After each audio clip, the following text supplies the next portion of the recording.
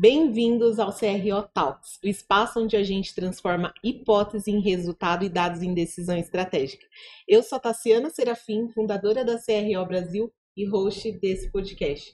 Estou aqui com três convidados especiais, quero que eles se apresentem. Hoje é um dia muito bacana, é um oferecimento da Ibismartly aqui nesse nosso podcast patrocínio. Olha como estamos chiques, né, Ricardo? E eu queria primeiro, antes da gente começar esse papo, que vocês se apresentassem. Pode até começar por você, Ricardo, por favor. Obrigado, Tassiana. Antes de mais, obrigado pelo convite. Estamos muito felizes de estar aqui no Brasil, representando a Ibismartly, tanto com o Rafa, com o Márcio. Meu nome é Ricardo, eu sou um dos cofundadores aqui da Ibismartly e responsável pela área de gestão de clientes. Então, levo um pouco de bagagem das dores que os nossos clientes passam, os desafios e as vitórias que eles têm também. Então, venho aqui partilhar um pouco dessa história e super feliz de estar aqui com vocês. Obrigada. Bom, eu sou Rafael Buitrago, eu trabalho na Latam, sou Subject Matter Expert de experimentação, muito feliz também de estar aqui, obrigado pelo convite. Obrigada a você, Rafa. Eu sou o Márcio Martins, o CTO da Ibismartly, e também estou muito contente de estar aqui. Muito bom, sejam bem-vindos. Obrigada por terem aceito também o convite. Esse momento é um momento muito importante, né? A gente tem falado muito sobre experimentação nos últimos tempos no Brasil. Muito bacana, a gente saiu durante essa semana no Valor Econômico, inclusive os nossos parceiros, vocês, por sinal, também foram mencionados, né, que são o que de fato tem trazido para o Brasil ainda mais essa consciência da força da experimentação, da necessidade da experimentação. E eu queria até, começando aqui nosso papo pelo Márcio, que ele comentasse um pouco até dessa jornada dele em meio à experimentação ali na Booking. Então, queria que você compartilhasse um pouquinho ali o que foi a cultura da experimentação na Booking, né? Sim, na Booking a experimentação era vida, não é? Basicamente, não se falava na experimentação como algo externo, era parte de tudo, era parte do processo, era implícito em tudo no processo. Isso vem desde a cultura que tínhamos, era muito virada só para a experimentação e data-oriented, tomar decisões baseado em dados e nunca baseado em opiniões. Um fator muito importante era a democratização, ou seja, o objetivo era sempre que o máximo possível de pessoas pudesse criar experiências, experimentos, aliás, porque um dos valores da empresa também neste aspecto da experimentação era que as melhores ideias podem vir de qualquer um, não tem a ver com posição, nem salários, nem nada. As ideias podem vir de qualquer pessoa. E assim, era um ambiente fantástico de inovação rápida e de conforto, no sentido em que tínhamos sempre confiança que estávamos a tomar boas decisões. Isso é trabalhar num ambiente assim, em que toda a gente é humilde e só olha para os dados e não para quem é que deu a opinião ou que opinião. É bastante inspirador e eu, como eu costumo dizer, a Booking era uma escola para este mindset. E sim, foi um tempo fantástico que eu passei lá. Bacana. Acho que todos vocês tiveram uma bagagem muito grande e sólida com relação a empresas, em trabalhar em empresas ou estar próximo a empresas que realizam experimentação, testes, tem uma cultura de testes implementada, né? E eu queria saber justamente aqui, e aí a partir de todos mesmo, qual é a diferença de uma empresa que testa, que diz que testa, mas de quem de fato faz isso de uma forma correta, que tem testado de uma forma correta, né? Quais os aspectos que a gente pode mencionar para que as pessoas, que as empresas, né, os profissionais não se enganem? Existe quem testa certo, quem testa bem e quem acha que está testando. Então, quais são as diferenças que vocês veem, percebem até trabalhando com uma ferramenta de experimentação e próximo a tantas empresas? E aí, pergunta para todos.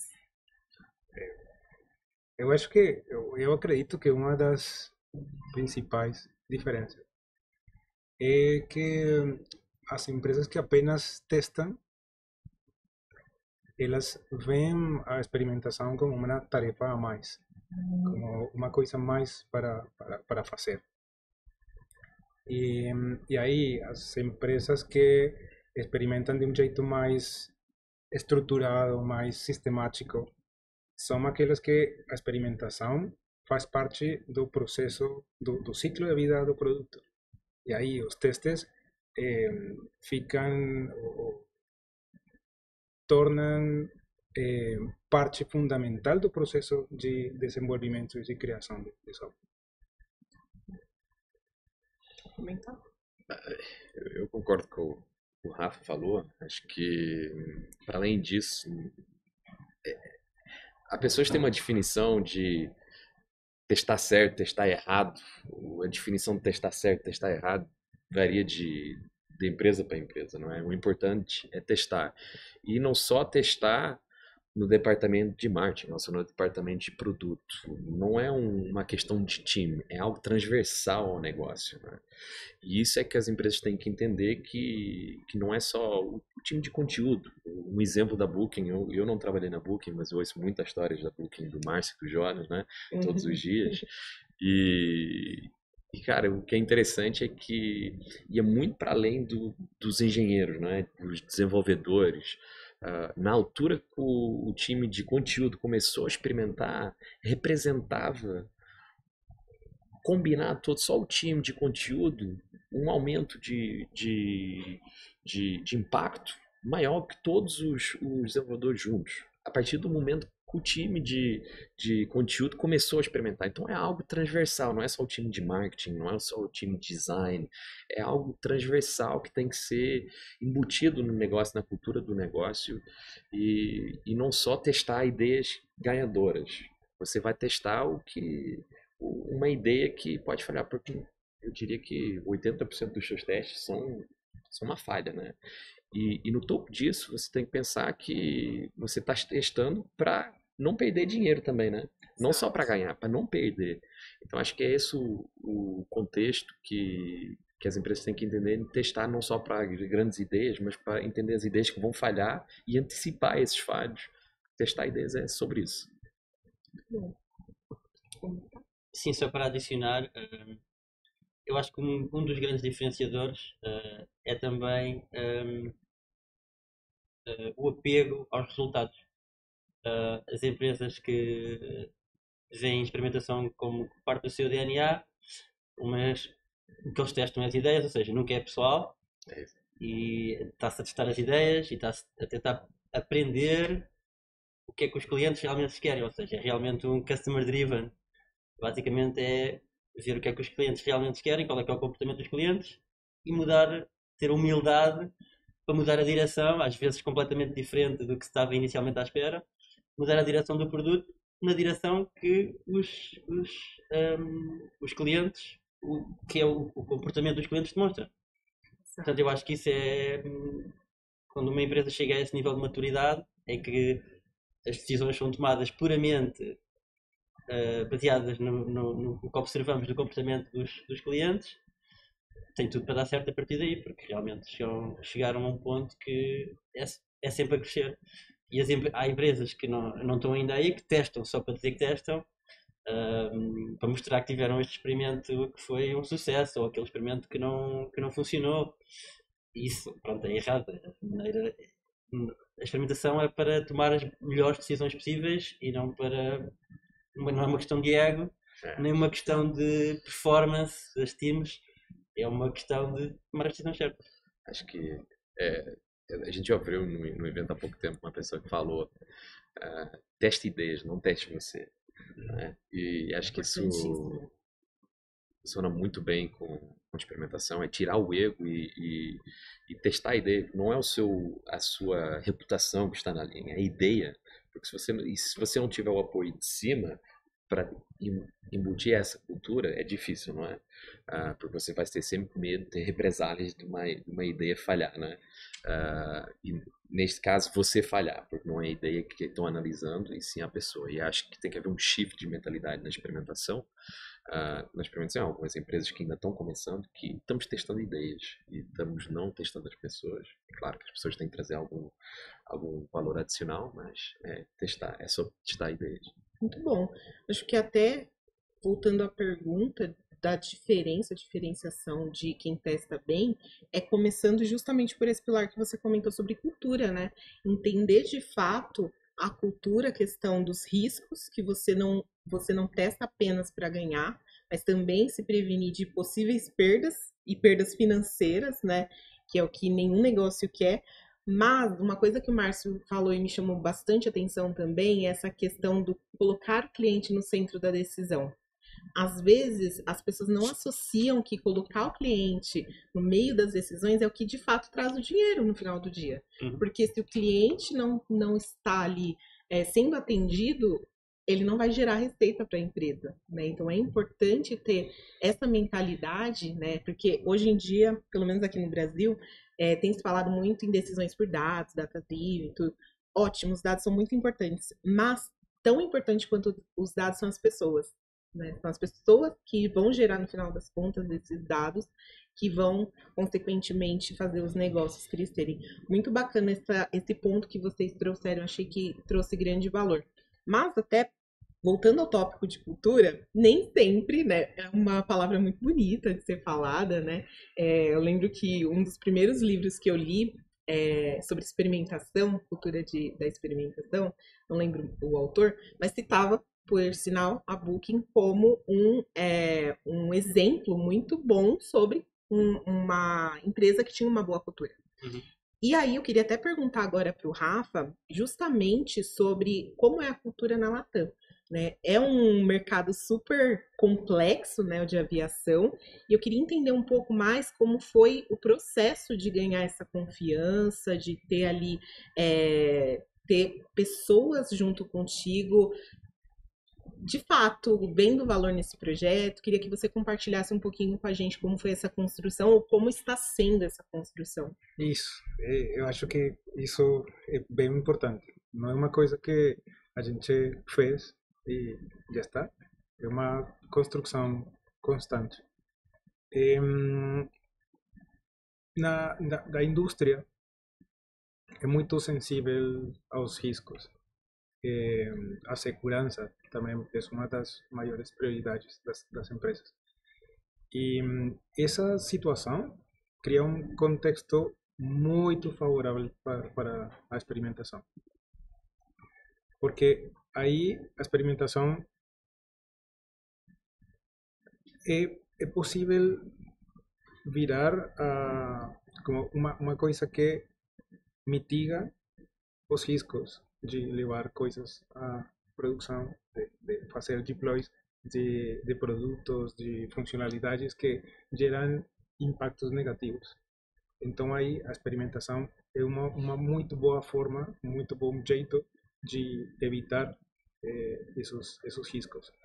E além disso, eu acho que os experimentos que viram a visão de negócio com respecto à experimentação são aqueles testes com resultados contraintuitivos. E lembro de algum experimento que a gente fez que ninguém acreditava que ia dar certo. Ninguém achava que o experimento foi bom. O experimento, de fato, o experimento aumentava a fricção para comprar uma passagem, mas o resultado foi incrível. Tipo, aumentou as vendas do produto mais de 4 vezes sem afetar a compra da passagem.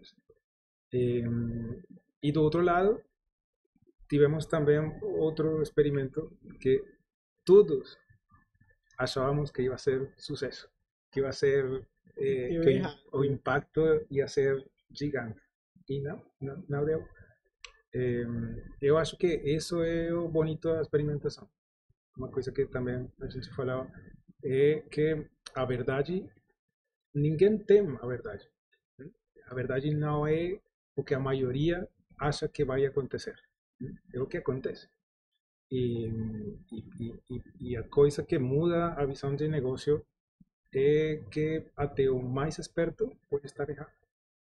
Isso aí. A gente semana passada tava com a Erin Wiggle, que você conhece, que teve na Booking, na Deliveroo, e ela falou uma frase que me ficou na cabeça, que você tem que desenhar como se estivesse ultramente certo e testar como se estivesse errado. Uhum.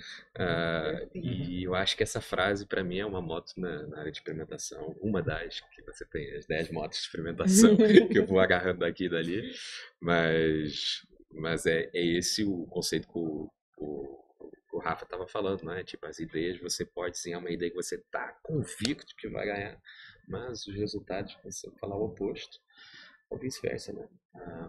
Acho que é uma utilidade que você tem que ter mais na área de experimentação. Com certeza, com certeza. E Rafa, você comentou um pouquinho sobre a questão do processo de adesão, né?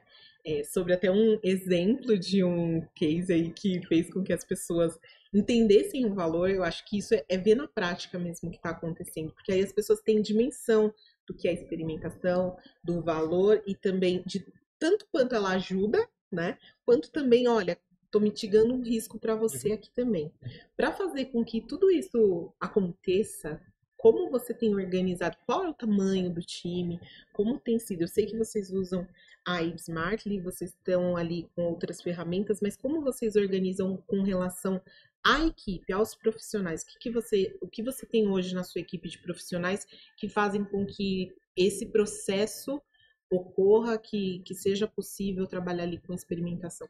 É uma coisa que tem muitas pessoas detrás. Aí acho que uma coisa bem importante foi o time de data, é o time que tem o ownership da experimentação na companhia. Mas, assim como falou Márcio, a ideia é democratizar a experimentação. Então, para fazer isso, você tem que ter champions. Você tem que levar o conhecimento para os times e os times consigam fazer experimentos de jeito autônomo. E aí, os perfis de dados foram aqueles perfis claves para fazer isso. Então, eu acho que uma das coisas mais importantes na criação da cultura é o conhecimento. Porque se você não tiver o conhecimento, é muito fácil tomar decisões erradas. E se você toma decisões erradas, você vai perder confiança. Se você perde confiança, então aí já a coisa não vai bem dar, mais não vai dar certo. complexo, né? Esse ponto é também um caminho que mostra, indica um crescimento na maturidade, né? De levar isso para a empresa, para que ela cresça, e até os próprios times, né? Você viabilizar isso, você compartilhar esse conhecimento, é outro ponto mesmo que você falou sobre cultura. E aí, falando mais sobre maturidade, sobre avanços e questões que impedem, de repente, até um processo de experimentação bem implementado, não um processo, mas um time. Queria perguntar para você, Ricardo, que está mais ali no dia a dia com as pessoas, com diversas empresas que têm implementado suas equipes de experimentação, quais são as principais dificuldades e como você tem visto que estão contornando, ou visto ou que você sugere até mesmo para que as pessoas contornem essas questões para que seja de fato implementado com sucesso um time, uma cultura de experimentos dentro das empresas? A pergunta varia de cliente para cliente, acho eu. Aqui a gente faz onboard de cliente que já tem um nível de maturidade muito grande. Depois temos clientes que estão começando na jornada de experimentação. Eu acho que, como eu falei, o erro número 1 é olhar para a experimentação em silo, né? Tipo, olhando só para marketing, olhando só para produto. Experimentação é algo transversal. O segundo é resolver os problemas básicos, não é? Tipo a governança, a qualidade de dados, o entendimento do que é um experimento, o objetivo do experimento. Acho que esse é um dos principais problemas ou dificuldades. E depois quantidade não é qualidade. Exato. Acho que começar pequeno, o Rafa tinha um conceito que é os PWIs, né? Tipo, people who experiment, pessoas que fazem experimentação. E acho que isso é um bom motor, um bom veículo de levar a experimentação a bom porto, porque existe um conceito que chama-se fear of missing out, né? Tipo, se alguém vai ter sucesso, as outras pessoas vão querer fazer igual, né? Então, se você utiliza um case study dentro da empresa, ó, esse cara, tipo, explodiu em termos de experimentos, os KPIs dele melhoraram bastante, desde que começou a fazer a experimentação, testou algumas ideias, teve a possibilidade de não perder grana com aquele lançamento daquele feature, porque conseguiu em um dia ver que aquilo ia dar um impacto negativo e contar essas histórias. Eu sei que na Booking faziam muito isso, faziam tipo umas reuniões, uma semanal, diária, em que vinham e contavam uma história de um experimento, uma aprendizagem para o resto do povo. E acho que o Rafa está fazendo isso muito bem, agarrou nessa estratégia e tem implementado no dia a dia, e acho que isso é um segredo para sucesso, é meio caminho andado para sucesso. Existem alguns erros, como eu disse, olhar de uma maneira transversal, ter o básico correto, a governança, os dados e tudo isso, e quantidade não é qualidade também. Acho que são os 3 pontos que eu focaria. E uma coisa que você falou é que uma das metas do time é democratizar a experimentação. Mas como você consegue medir se está democratizando ou não? Exato. Uma das coisas que a gente achou o ano passado foi que pelo menos uma pessoa de cada perfil fez um experimento. Então tivemos desenvolvedores, perfis de datos, data scientists, UX, pessoas obviamente de produto. Pelo menos uma pessoa de cada perfil fez um experimento. É uma boa forma, um bom jeito de olhar se você está conseguindo democratizar ou não a experimentação. Muito bom.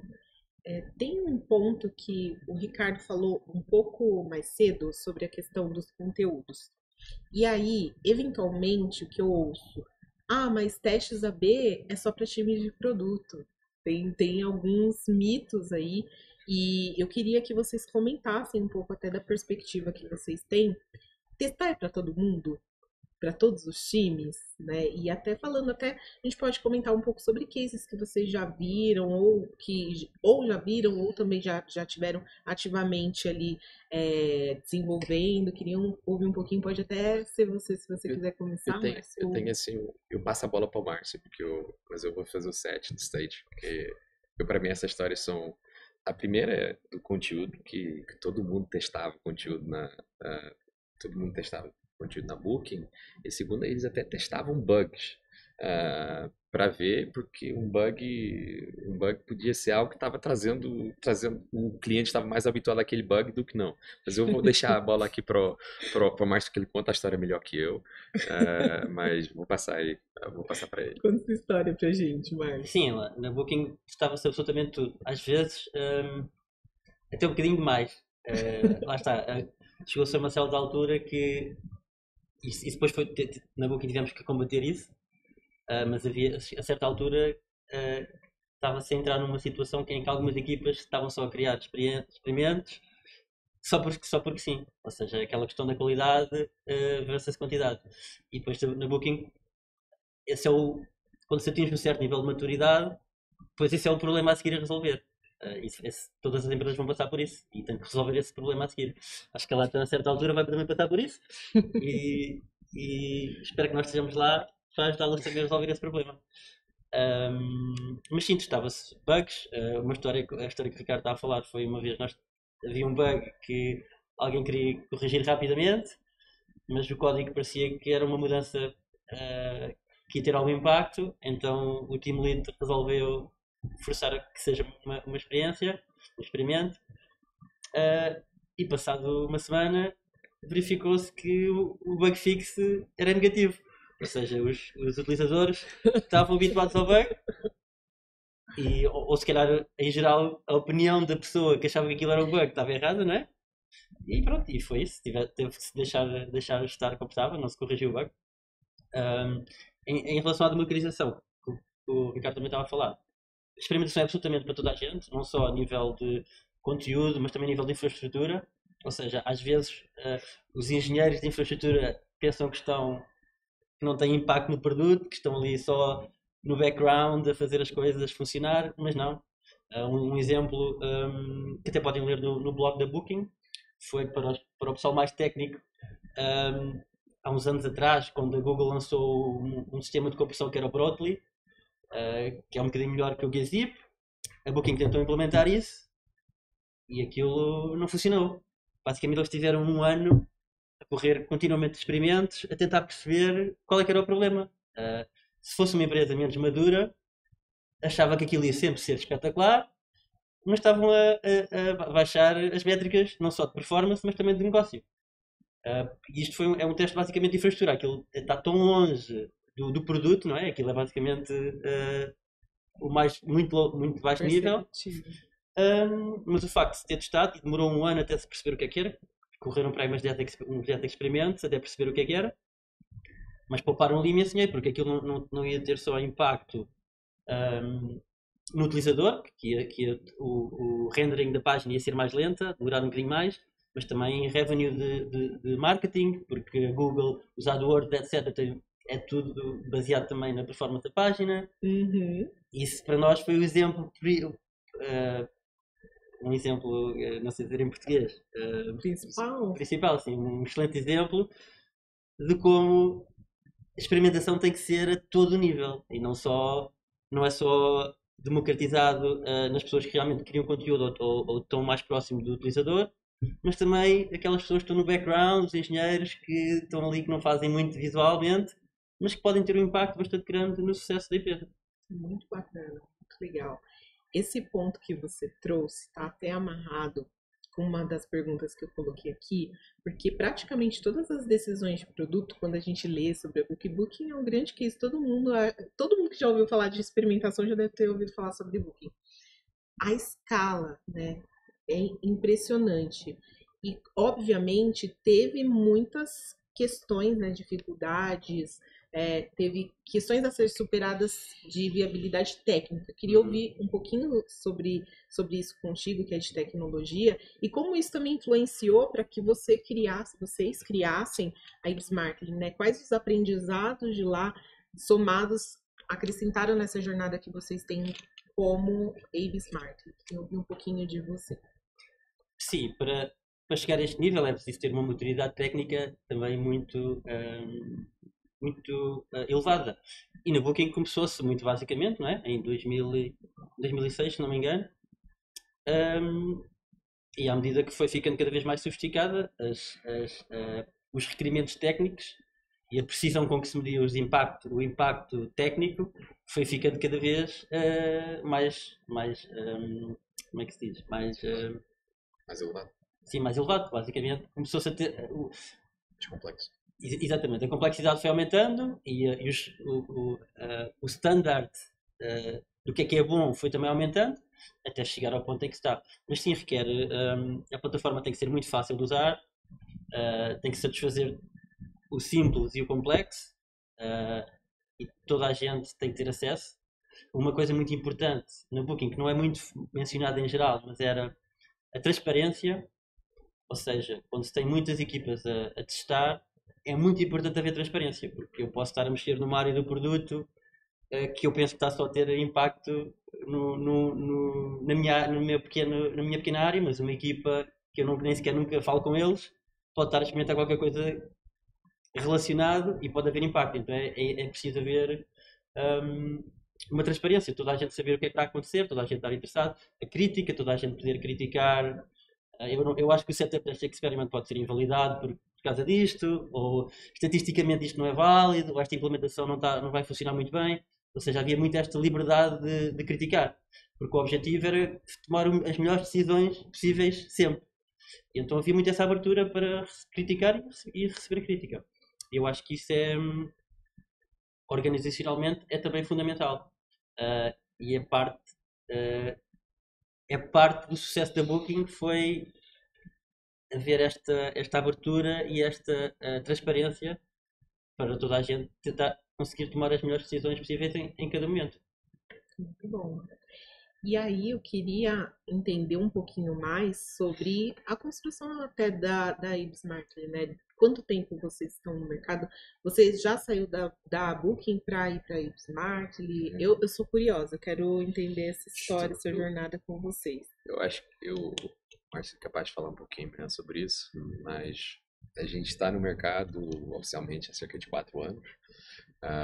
5 anos porque o Márcio teve um ano a desenvolver a plataforma. E pronto, temos tido um crescimento muito grande aqui na América do Sul também.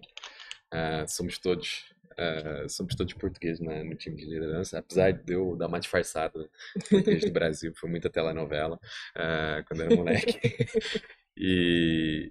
E sim, estamos num crescimento muito grande, somos muito focados na área de produto, engenharia, servimos todos os mercados, mas o foco, como vem da Booking, é uma ferramenta muito direcionada para os times de produto, desenvolvimento, data scientists, design e por aí fora.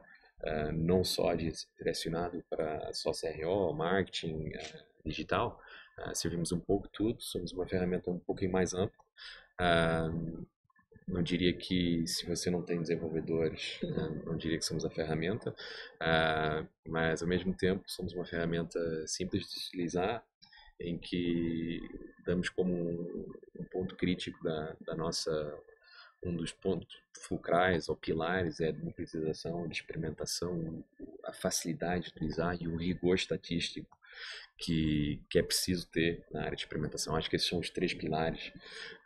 Somos fundados pro Márcio e pelo Jonas, que estiveram na Booking. O Jonas esteve na Booking em 2008, 2015, onde ele construiu, cresceu e desenvolveu o que é a Booking hoje em termos de experimentação. Em 2015 ele saiu e começou a falar com algumas empresas. Eu depois construí outra ferramenta de experimentação com o Márcio também, numa startup, e depois começaram a fazer consultoria para empresas como a Nike, Adidas, Tinder, e todas elas pediam a mesma coisa: pode construir na Booking para nós, por favor. E foi aí que surgiu a Ibsmartly.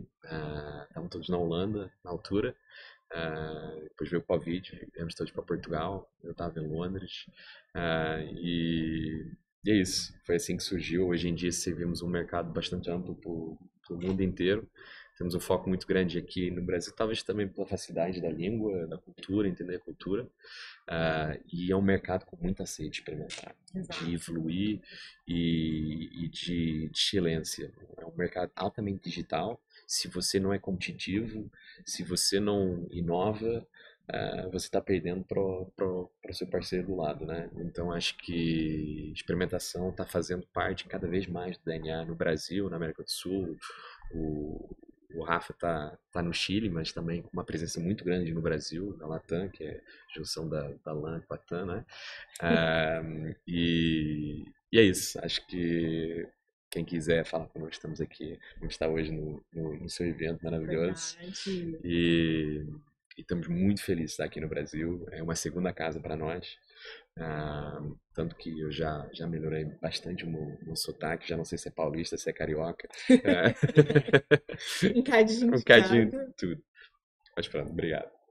Muito bom, muito bom.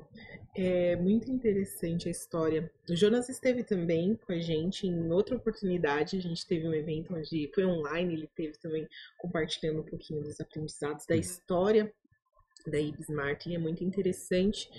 E até esse aspecto de começar por ter falado com algumas empresas e eles pedirem, a gente passou por ele, então é bem, e a gente tem bacana outra componente, né, que a A gente tem eu diria que a gente tem as 3 gerações da Booking dentro da IBSmart. Tem o Jonas, que foi o cara que impulsionou, né? O Lucas Vermeer, que é um dos nossos advisors, que está na Vista hoje, é um dos nossos advisors. O Chris, que é o nosso o chefe de produto, que liderou a experimentação nos últimos 7 anos na Booking, agora nosso chefe de produto. Temos a Erin como nosso advisor. Então, temos eu passo a vida questionando o Jonas e o Márcio, assim, quem é que vai ser o próximo cara da Booking que se vai juntar a nós, que está liderando a experimentação. Então, temos um DNA muito forte de experimentação. Temos umas pessoas maravilhosas, espetaculares na liderança e também os times desenvolvendo, de marketing, vendas, tudo pessoal fantástico, e estamos aqui para ajudar. Muito bom. Gente, estamos caminhando para o final. Eu falei que passa muito rápido esse papo, né? Depois sempre fica um gostinho de quero mais. Mas, até antes da gente concluir nosso papo, queria que vocês deixassem alguns conselhos, recomendações. Até queria pedir para você, Rafa, você que está num momento bem de tração, né? De estar levando ali, começando, dando passos largos já na Latam com o desenvolvimento do seu time. Para quem quer implementar uma cultura de experimentação, de testes, quais são os passos? Acho que você está bem fresco de estar na mente do que você fez, qual foi o caminho que você seguiu. Queria um pouquinho que você compartilhasse com as pessoas.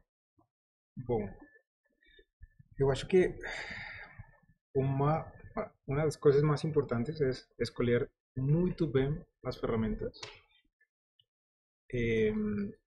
garantir ter o conhecimento dentro do time, ter o cara, as pessoas que manjam dos paranauê da experimentação.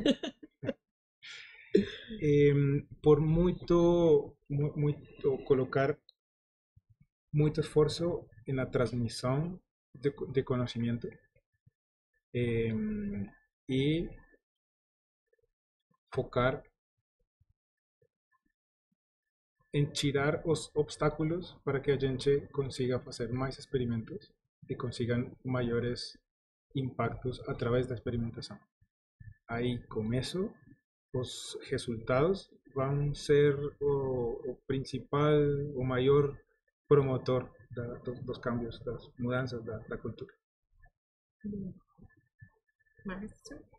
Sim, acho que é um bom plano o que o Rafa disse. Acho que é imprescindível haver uma cultura de enablement, o máximo número possível de pessoas a poder experimentar. A escolha da tool é fulcral. Há tools e tools. Há tools, por exemplo, Optimize, etc., são muito viradas para marketing. Também há pessoas a usar em produto, mas não é o melhor. Uma tool tipo IBSmart, etc., são mais viradas para experimentar em produto, facilitam. Foram construídas para engenheiros, efetivamente. E então, quem está a lidar com o produto requer um tipo de visibilidade diferente de quem está simplesmente a trabalhar em marketing. Exato. E a nossa ferramenta tenta facilitar isso. E depois, é realmente uma facilidade de analisar os resultados.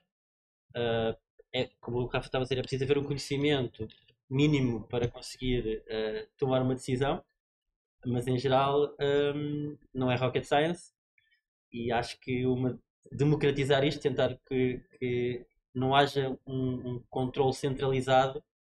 O que nós costumamos ver às vezes é que as equipas de data science querem tomar um controle centralizado, não confiam nas pessoas para tomar decisões.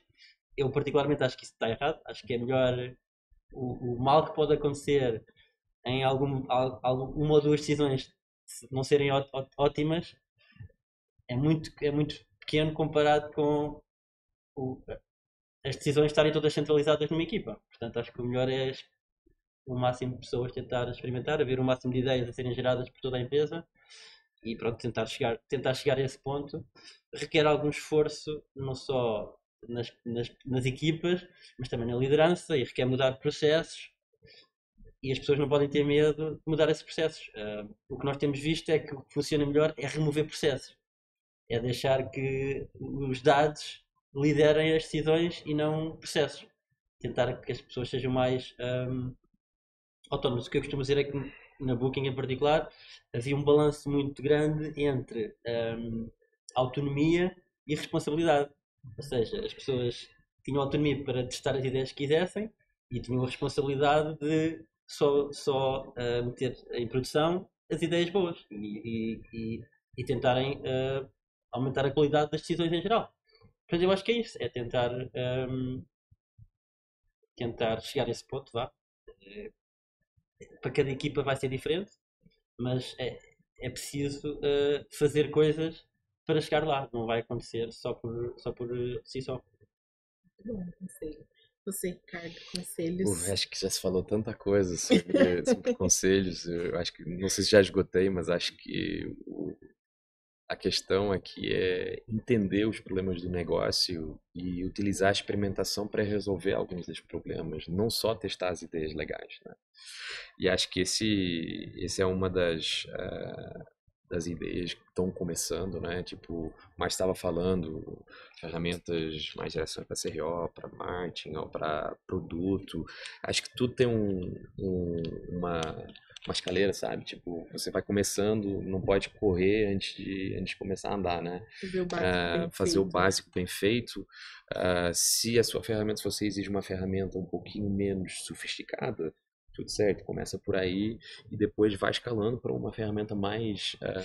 Acho que impor uma ferramenta ou uma metodologia antes de entender o valor que isso vai acrescentar. Ferramentas são um enabler, né? Estão lá para fazer um enablement e tem que ser a ferramenta certa no tempo certo. Não é? E acho que isso é a consistência, celebrar as vitórias, as pequenas vitórias. São críticas para uma cultura de experimentação, para começar uma cultura de experimentação. Acho que o Rafa falou muito sobre isso. Eu acho que em qualquer área de negócio, celebrar as pequenas vitórias é importante para ganhar confiança e credibilidade que você tem para ir para o próximo passo. E acho que é só isso que eu tenho de conselho. Eu tenho mais uma. E é tipo, não falar ou tentar evitar falar de experimentos fracasso e sucesso. Porque um experimento bem feito é sempre sucesso. Seja porque você conseguiu olhar um bom impacto, um impacto positivo, você conseguiu evitar um impacto negativo, ou simplesmente porque você entendeu o comportamento dos seus usuários. Então, sempre um experimento bem feito é sucesso. E o mais importante dos experimentos não é o resultado, é entender a razão desse resultado, entender o comportamento dos usuários nesse contexto, nesse experimento. Há um experimento, se eu tiver um minutinho, é um experimento que é muito famoso no livro da Erin, que fala sobre um experimento que fizeram não sei se foi na Booking ou na Deliveroo, que fala que se você bucasse isso, você ia ter o café da manhã gratuito com donuts para o café da manhã. E essa história é interessante porque deu resultado em todo lugar, mas quando eles foram segmentar os dados e foram para a França, o experimento estava lá para baixo.